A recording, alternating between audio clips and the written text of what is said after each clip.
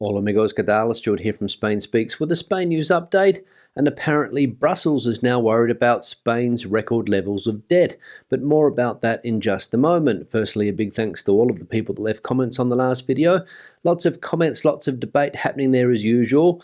Thanks to people that supported the channel through a donation or by buying me a beer or a coffee or by giving me a super thanks. Many thanks for that. Thanks to people that bought merchandise, and a big thanks to my patrons on Patreon for your continuing support. Now, let's get into the news, and as I said, Brussels is now apparently worried about Spain's high level of debt. As we can read here, Brussels warns of Spain's high debt and hopes labour reform will address outstanding vulnerabilities. Spain is experiencing imbalances, says the European Commission in its country analysis for the European semester, the EU's economic governance mechanism, which points to vulnerabilities related to high external debt, public and private, in a context of high unemployment. The economic vice president of the European Commission, Valdis Dombrovskis, pointed to high debt and limiting financial spending to stay below growth as the main elements of the analysis of the Spanish economy.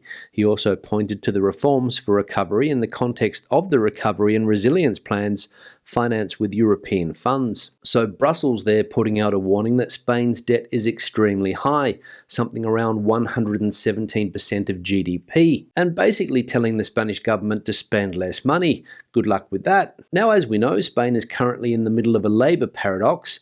There's high unemployment in this country, but there are jobs that can't be filled. And the question that some people are asking is whether or not Spain has its own Great Resignation. As we can see here, the Spanish Great Resignation, companies without workers and workers without companies. In Spain, there is no such thing as the Great Resignation. The Minister of Employment, Yolanda Díaz, has repeatedly assured us. This is the name given in the United States to the phenomenon whereby more than 4 million workers in that country have left their jobs after the pandemics to live off savings accumulated during the crisis, or to take advantage of public aid, and because they are very unhappy with their jobs. It is true that in Spain there has not been this big quit, as this American phenomenon is also known, but many companies in the Spanish market suffer from the same consequence, the lack of workers for their positions. So no Great Resignation here in Spain, according to the Labour Minister Yolanda Díaz, but she also can't explain why some employers have trouble finding employees. And in fact, today I think she's going to sit down with employers groups and work out why this problem exists. Now, former King Juan Carlos is back in Spain.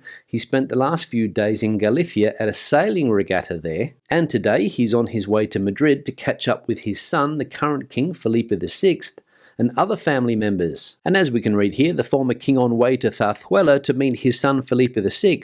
I'm hoping for hugs and kisses, he says. Almost 2 years have passed since Juan Carlos I and Felipe VI have not seen each other. Almost 2 years in which the former king has established his habitual residence in Abu Dhabi after his departure from Spain to prevent information about his reign from damaging the crown.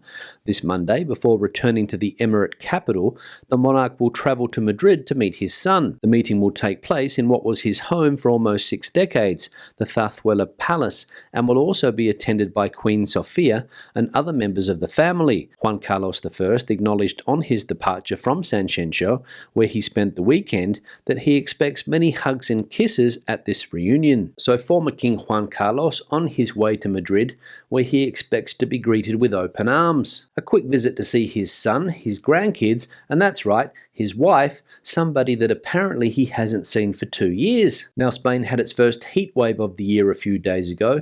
Very high temperatures recorded around the country, and last Saturday the 21st was the hottest day in May since 1950. Saturday the 21st of May was the hottest day for the month since 1950, following last week's anomalous and extraordinary heat episode which affected almost the entire country and beat the high temperatures recorded in May 2015. It has been an unprecedented heat episode in our country, said the spokesman for the State Meteorological Agency, AEMET, Ruben del Campo, who points out that May the 20th and 21st have entered the list of the 4 hottest days of the month since data has been available. The spokesman also pointed out that on both days the highest minimum temperatures in the last 72 years were recorded. So an absolute stinker of a day last Saturday, the 21st of May. And here in Madrid, the weather was unbearable. Hot, muggy, very uncomfortable weather, and around 10 p.m. it even started to rain, so very strange weather indeed. Now there's been an update on travel rules to Spain for the unvaccinated, and it is that Spain eases COVID entry rules for UK travellers. UK citizens who have not had a coronavirus jab can now travel to Spain by showing a negative PCR or antigen test on arrival. The Spanish government confirmed that non-vaccinated travellers from outside the EU can enter the country from Saturday. Fully vaccinated passengers will still need to show proof of vaccination. The UK removed all its remaining international COVID travel restrictions for entry on the 18th of March. This included passenger locator forms and tests for passengers who do not qualify as vaccinated. So there we go, the no vax, no entry rule here in Spain, a thing of the past. Now let's have a look at some comments from previous videos. One here from Carol. Hi Stuart, as an employer in Spain in retail, it's very difficult to employ staff because of the rules of the social security system. All workers have to have contracts now definite, plus the hours listed and days on the contract must be the same as the worker works. Example, if one of my workers goes sick, we cannot bring in another staff member unless we change their contract. How crazy is that? They send inspectors round to check everything, and if the workers' times are different to the contracted hours, we can be fined thousands. Most of our staff have been with us for many years, so I don't understand this crazy system.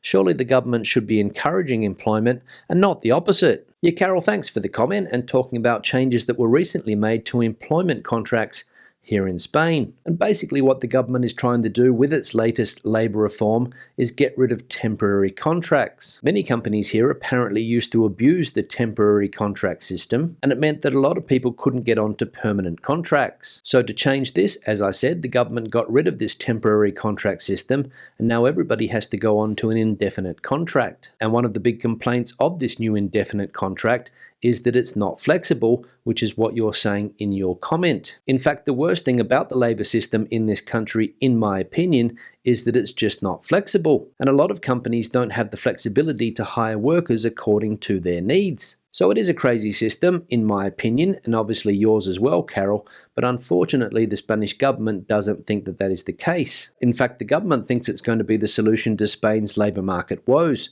Time will tell. One here from Andrew. You should do a cooking video of your favourite Spanish foods in the summer. That will be interesting.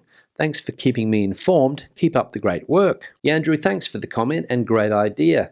Cooking videos of some of my favourite meals in this country. The only problem is, where do I begin? Because there are so many dishes that I love in this country. So suggestions, please, in the comment section below. One here from Tony. Watching you drive about today, I'm surprised that I couldn't see a palm tree or anything that didn't look like a drive around the UK. This just shows that it's so different on the coast where I live. Very interesting to see. Yeah, Tony, thanks for the comment, and you're right, the vegetation in this part of Spain a lot different to the vegetation down there on the coast. There are a few palm trees about, but it's not the tree of choice in this part of the country, and I think that's got to do with the extremes in the weather. Quite cold winter temperatures, often falling below zero at night, and then in summer up in the high 30s. And although I'm not an expert on palm trees, I think they need quite high levels of humidity, and here in Madrid, humidity is something that we just don't have. And anybody who's been to Madrid will know just how dry the weather is here. So not very interesting when it comes to flora in this part of the country, unfortunately, Tony. One here from Chris. Hi Stu, in the supermarkets, is there any shortages of food items? Yeah, Chris, thanks for the comment, and as far as I know, there are no shortages any longer when it comes to food products, at least in this part of Spain, Madrid. We did have some problems a couple of months ago because there was a transport workers' strike, so there was a shortage of milk, salt, eggs and things like that, but now the supermarket shelves appear to be well stocked. In fact, you can even get canola oil again. So no shortages, as I said, as far as I know, but if anybody living in Spain is experiencing shortages, let us know in the comment section below.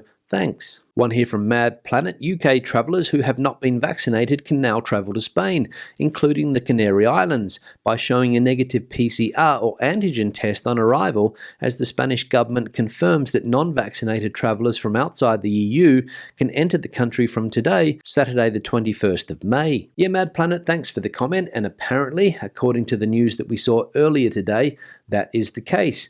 People that have not had a COVID vaccination from the UK, or any other country for that matter, outside of the European Union, can now travel to Spain. A negative PCR or antigen test will get you into the country. So if you are unvaccinated against COVID-19 and have been hanging out for a trip to Spain, you can now book your tickets. And finally, one here from Sandy. Thanks to everyone for the suggestions for places to see in Madrid that are less crowded. Saw the beautiful botanical gardens and just returned from the Museo Sorolla. What a jewel! Also enjoyed a cafe in that neighbourhood. Yes, Sandy, thanks for the comment, and good to see that you have enjoyed your trip to Madrid. And thanks to everybody out there in the community who left suggestions for Sandy on what to do and see in Madrid that's a little bit off the beaten track. Sandy said that she wanted to avoid some of the main tourist areas, and it looks as though she has been able to do just that. On that note, I'll wrap the video up. Questions and comments, please leave them in the section below.